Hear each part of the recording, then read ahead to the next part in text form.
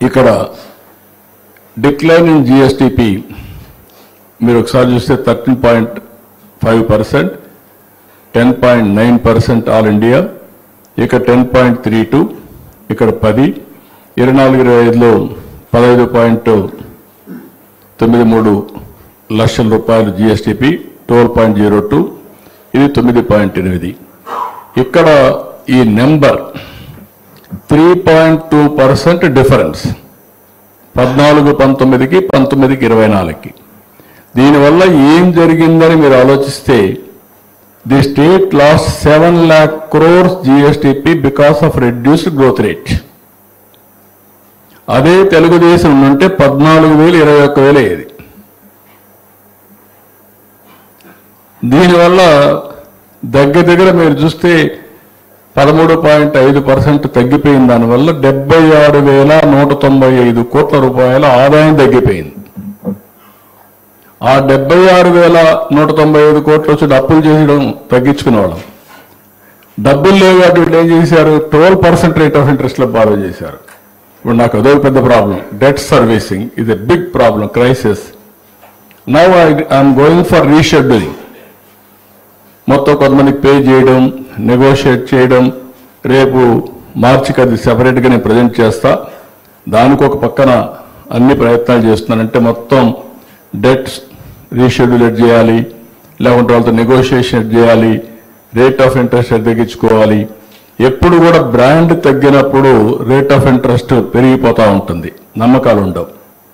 ఒక ప్రైవేట్ వ్యక్తి కానీ, ఇండస్ట్రీ కానీ, గవర్నమెంట్కి కానీ అదే జరిగింది.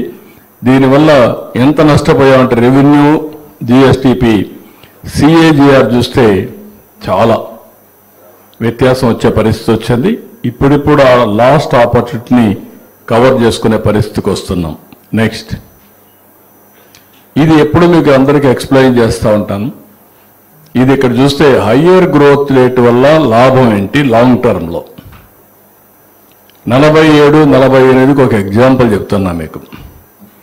Year on year growth, GSTP contribution, number of times GSTP increases, per capital income 7.5 అయితే 84 లక్షలే అవుతుంది 47, 48కి. జిఎస్టిపి 5 times పెరుగుతుంది. జిఎస్టిపి 14 లక్షలు పర్ క్యాపిటల్ ఇన్కమ్ వస్తుంది, 7.5 పెరిగితే. 10.32 ఇప్పుడు వాళ్ళు పెరిగినటువంటి ఆ 5 ఏళ్ళు చూస్తే 10.32.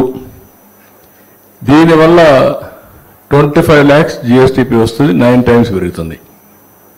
అదే కానీ లాస్ట్ టైం మేము పెరిగింది కానీ పెరిగితే 13.49 పెరిగితే 292 lakh crores 18 times 49 లక్షలు అవుతుంది. అదే 15%కి వెళితే 390 lakh crores 25 times 66 లక్షలు per capital. This is the difference. 10.32కి 15%కి 25 నుంచి 66 లక్షలు. ఎన్నేండ్లు? 22 ఏళ్ళు. హైదరాబాద్లో కళ్ళు మూసుకుంటే అయిపోయింది. నేను ఆ రోజు స్టార్ట్ చేశాను. స్టార్ట్ చేస్తే ఈరోజు 25 ఏళ్లలో ఐటీకి ప్రాధాన్యత ఇచ్చాను. ప్రపంచం అంతా వెళ్ళారు. హైయెస్ట్ పర్ క్యాపిటల్ ఇన్కమ్ ఎవరంటే దానికి చిరునామా తెలుగు వాళ్ళు. ఎట్లా జరిగింది? ఒక పాలసీ. ఎన్నేండ్లు? 25 ఏళ్ళు. ఇది కూడా అంతే. ఇది 4.7 times డిఫరెన్స్ సిఏజిఆర్లో. చాలా మందికి అర్థం కావు. అందుకే ఒకసారి డబ్బులు సంపాదించిన వాళ్ళు పైకి వెళ్ళిపోతూ ఉంటారు. డబ్బులు సంపాదించిన అక్కడే ఉన్నవాడు అక్కడే ఉండిపోతూ ఉంటారు. ఇంకా ఆ పావర్టీలో, ఆ క్రైసిస్లో ఉండిపోయే పరిస్థితి వస్తుంది. This is where we are working differently. ఇది ఒక డిఫరెన్స్ మీకు మళ్ళీ ఎంఫసైజ్ చేస్తున్నా. ప్రజలు కూడా ఆలోచిస్తున్న ఎందుకు జిఎస్టిపి గురించి నేను మాట్లాడుతున్నాను. వాళ్ళ జీవన ప్రమాణాలు ఎట్లా పెరగాలంటే ఏ విధంగా గ్రో కావాలి, ప్రజలు కూడా అర్థం చేసుకొని ఏ విధంగా సపోర్ట్ చేయాలి. కొంతమందికి అర్థం కాని వాళ్ళు నేను ఏం చేసినా పోతే చేస్తూ ఉంటారు, మాట్లాడుతూ ఉంటారు. వాళ్ళకు రేపు అనేది ఇవన్నీ కూడా లెక్క వేసుకోరు, ఎవరికి తెలియదు. కొంతమంది ఇంటలెక్చువల్స్ తెలిసినా ఆ ఇంటలెక్చువల్స్ ఇవన్నీ ఆలోచించరు. వాళ్ళు పెసిమిజంతోనే స్టార్ట్ చేస్తారు.